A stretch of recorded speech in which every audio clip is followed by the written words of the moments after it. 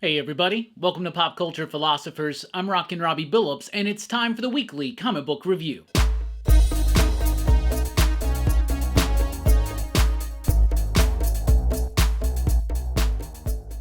That's right everybody, thanks for checking out the video. I am Rockin' Robbie Billups. This is the weekly comic book review. It's the show where I read a lot of comic books, and I'll let you know what I thought about them, and we always start with the pick of the week. In this week's pick of the week, Seasons Have Teeth, issue number 3 from Boom Studios. This is written by our friend Dan Waters with artwork by Sebastian Carroll and Dan Jackson providing the coloring, as well as Nate Picos on the lettering. I have really enjoyed this book. This is a 4-issue series, and the basic idea and concept behind this book is what if each season was accompanied by an avatar of the season, a big monstrous kaiju type thing that tears through some place in the world, causing mass destruction and devastation. But the central focus of this story has been this dude who has lost his wife. He's a little bit older now. He's reflecting on his life, the guilt, the shame, the regret, and he's trying to, because he's kind of a failed photographer, he's trying to make up for lost time or for his past failures by finding these seasonal avatars and snapping photos of them. In the first issue, it's all about spring, and it's about him reflecting on the spring of his life and how that, well, all that entails, right? And then the second issue was summer. This one is autumn. So in this one, we find out a lot about what happened between him and his wife. So I love how in the structure of this story, we are going along a continuous narrative, but that narrative and the thematic material surrounding it is allowing a very organic path to explore the stuff that happened in the past. I am just blown away by this, right? And the avatar of Autumn winds up in Chernobyl, right? So it's crazy, it's cool, it's got great artwork. One of my favorite things about this book is the coloring, how those autumn covers or colors start seeping through as the issue progresses until we get to the giant big money shots, but everything else seems kind of bleak because it's kind of a bleak book, but it's also about holding on to the seasons of your life as they're happening. We don't want to, at the end of our lives or at some point in our lives, we don't want to have to look back all the time with regret, with guilt, with shame. So enjoy whatever season of your life you're in right now and make the most of it. Right? Anyway, Seasons Have Teeth, issue number 3. That's the pick of the week. Let's jump over to Marvel. We got Carnage reigns Omega. This is the final finale. The final finale? Sounds like a Kiss tour. This is the finale of Carnage Reigns, this Omega one-shot. It's written by Cody Ziegler with artwork by Julius Ota and Roger Antonio. This was a pretty solid, satisfying conclusion to what's been a really interesting, cool crossover. You know, all the times these crossovers happen and we just kind of roll our eyes. We're like, oh, I don't want to buy this book. I don't want to have to read this. But just so happens I read Carnage, I read Red Goblin, I read Miles Morales, so I actually did not mind this crossover. Plus, it worked really well. It was majorly important for Miles. It was important, very important for Carnage. And of course, what's building up with the Summer of the Symbiote stuff. And this is not the end of the Carnage story that Ron B., Alex Packnadell, and company have been building up to, because there's a Web of Carnage one-shot, then that goes off into Death of the Venomverse and all this kind of stuff. So big, bombastic things. But this was a very satisfying conclusion to what's been a satisfying crossover. Amazing Spider-Man. It's here with issue number 28. I've been really down on this book lately, and I'll tell you this. This book's got some dumb shit in it, but I enjoyed it. This just kind of felt like a silly, fun, more old school kind of Spider-Man book. You know, we had the death of Miss Marvel a couple issues ago. Peter seems to be over that for some reason, but Doc Ock's back. He's got these new arms. I don't know how I feel about him. I think it's dumb. There's this bit in here with J. Jonah Jameson and Doc Ock's old arms that is just so stupid. But at the same time, it was pretty fun, you know, and I really like the Ed McGuinness artwork, so it's nice just to have a fun issue of Spider-Man. Now, most of the fun came from the artwork and from Dr. Octopus and some of the other villains. Didn't necessarily come from Peter or anything like that, but I liked the art, I liked the vibe, I liked the flow. This was an issue of Amazing Spider-Man I liked. Once again, proving my point, this book is inconsistent. AF. Anyway, Warlock Rebirth here with issue number 3. Man, I'm having a lot of fun with this throwback book written by Ron Mars with artwork by Ron Lim. It's set back in the day when like Warlock was there with the Infinity Watch, and there's a new version of Warlock out there named Eve Warlock that's been released by the High Evolutionary. She's still stolen the Soul Gem, and Warlock, this issue is mostly Doctor Strange trying to convince Adam that he needs to come out of hibernation and help and stop this. But I have a lot of fun with this book. Nice, easy, breezy, doesn't overstay its welcome. It's a treat to read. It's not a chore at all.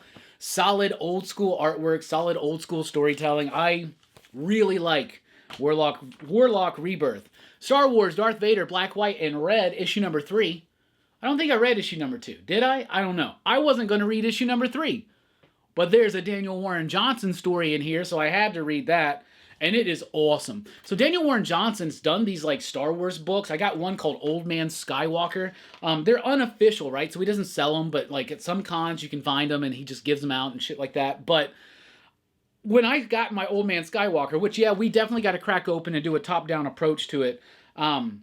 But when I got that, I was like, this dude needs to be doing some Star Wars stuff, man. It is absolutely awesome. Daniel Warren Johnson is one of the most rock star powerhouse creators in the biz right now. We're really, really excited for his upcoming Transformers work. And if you're just got to scratch that DWJ itch, pick up this Darth Vader book. Yeah, it's $5. But I will tell you this.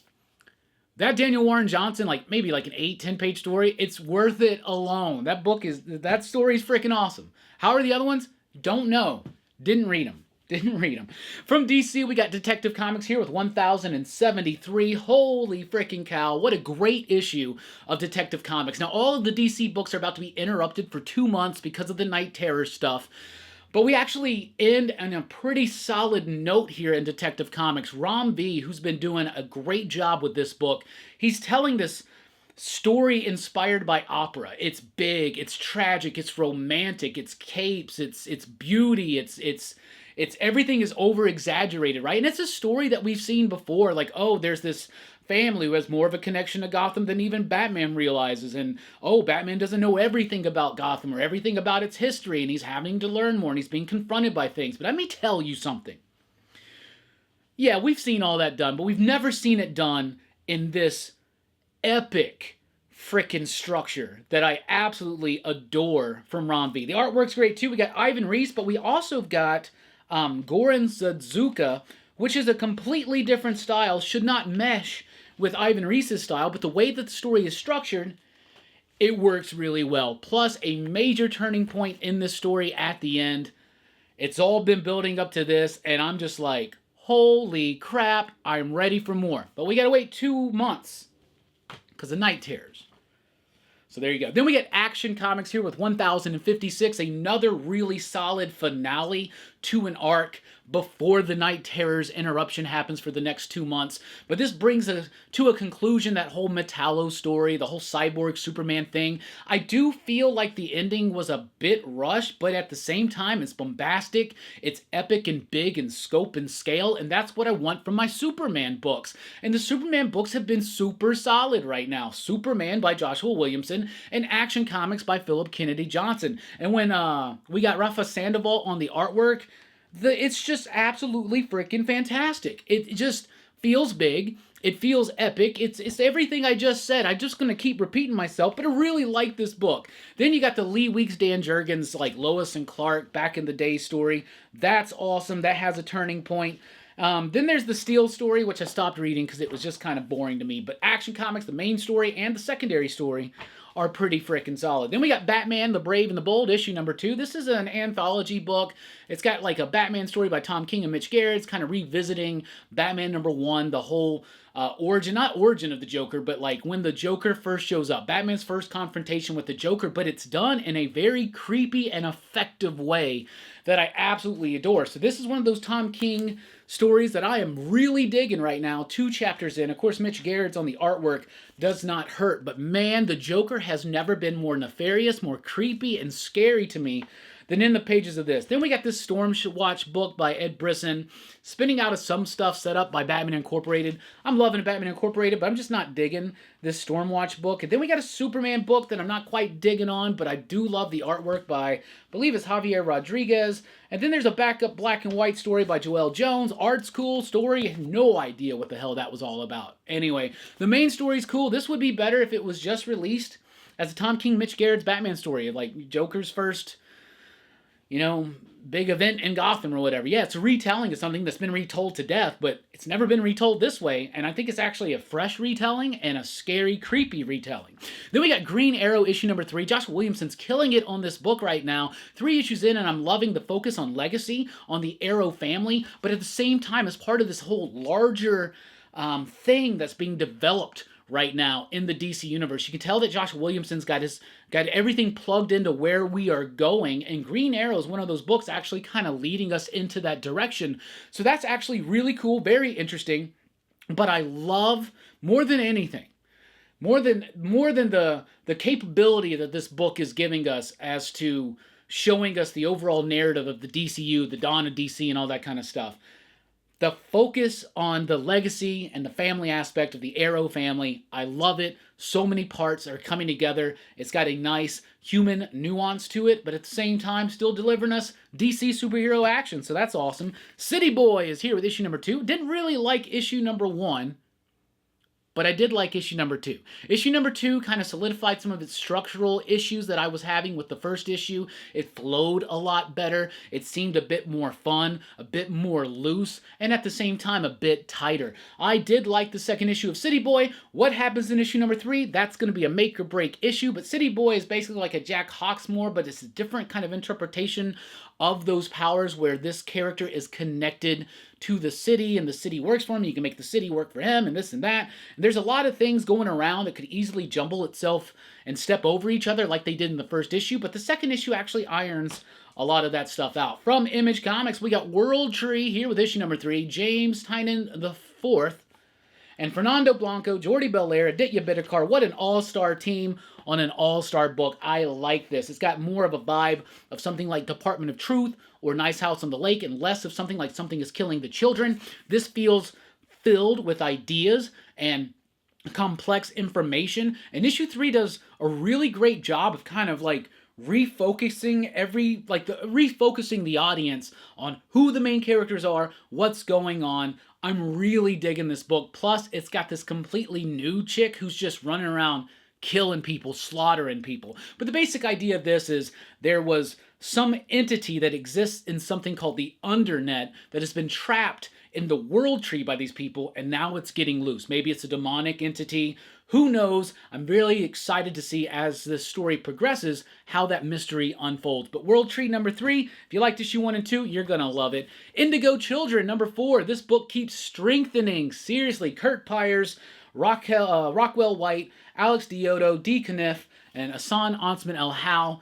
They're killing it on this book. Indigo Children is about these superhero beings, but for some reason when they were kids, their minds were wiped. They don't remember who they are. Now they're adults. Now the world needs them again. They're starting to reawaken. So each issue is focusing on a different one of these Indigo Children while also progressing that narrative as it goes. And I love that self-contained nature to it, but at the same time building something that continuously flows from issue to issue. This book has been great. I like the art. I like the pace of it. And I really, really like the character development. And I really like how each of these characters is very unique and distinctive from one another, but the way they work together, that's going to be a treat to see as that series develops. Local Man is here with issue number 5. I believe this is the last issue of Local Man. No, it's not. Feels like it could be the last issue of Local Man, but at the end it says to be continued. So I'm excited to see this story continue because Tony Fleece and Tim Seeley have done a great job. This book is exploring a midlife crisis through the lens of 90s image nostalgia. So Local Man's this dude who used to be a part of some superhero team back in the extreme 90s image days. Now he goes back to his hometown. He's not allowed to use his powers. He's the local man, but there's some kind of conspiracy going on there.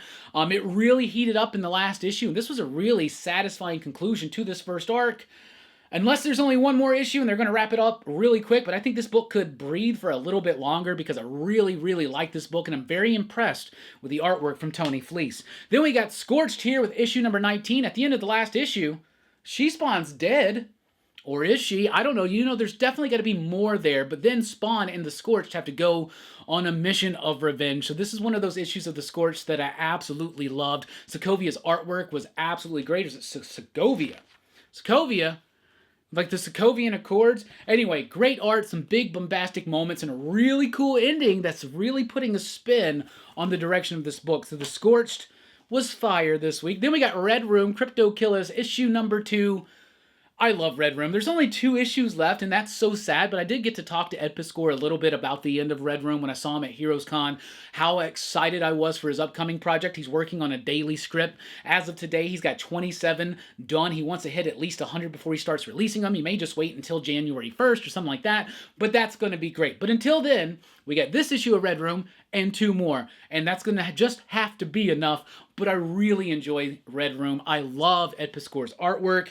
It is gnarly, it is gross, it is brutal, it is not for everybody, but the use of duo shade, the use of the way the composition is, the way he tells the story, absolutely fantastic. And yeah, it gets really sick, really disgusting, gory, torture porny, everything I love, but also really clever storytelling. Each issue of Red Room is self-contained, but it is all part of a larger story. So when you read it all together, you get a full story encompassing a lot of ideas about the Red Room, which of course is murder for profit and fun on the dark web. I love this book. I love this book so much. It's also got the smell of the week as well as the cover of the week, but not that awesome Ed Piscor cover, but the Jim Rugg cover, a tribute to Charles Burns' Black Hole. I'm giving that cover of the week right there because Jim Rugg's just great, and this looks like a self-portrait of Jim Rugg. And also, Black Hole is awesome.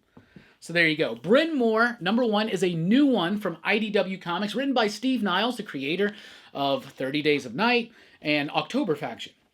This one's got artwork from Damian Worm, and it's not bad. It's okay. The thing is, it doesn't get to the hook enough, quick enough.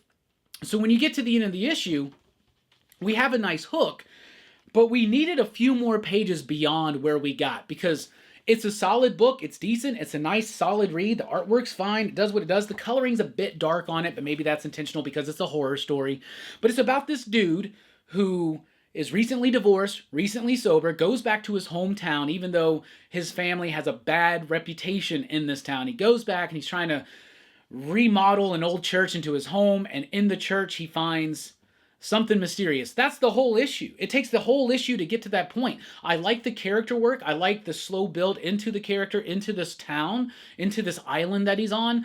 But then we get to the hook, and I'm like, we really need like another 8 to 10 pages to kind of develop that further and really have me hooked out in. Because, yeah, okay, a guy goes to a church, finds a mysterious door. Is that enough? I don't know. We'll see what happens when issue number 2 comes out. Also from IDW, we got Teenage Mutant Ninja Turtles Usagi Yojimbo, Wherewhen, issue number 4. I love Usagi Yojimbo. I love the Turtles. I love this Kevin Eastman cover. I love the Stan Sakai artwork inside. This dude's been doing the same book for over 30 years. This is insane. The dedication, the skill, and the talent from Stan Sakai. If you've always wanted to check out Usagi Yojimbo, but were always too nervous, maybe it was like too long going on or whatever, just jump into Usagi Yojimbo at any moment, and this series provides a great jumping on point. It's not going to get into the full nuance of what the Usagi experience it is, but having the Turtles there is going to guide some people into this world, and just look at an expert, absolutely professional, masterful cartoonist doing the same job he's been doing for over 30 years and just killing it. Just killing it. Usagi Yojimbo, Turtles, Wherewhen, number 4.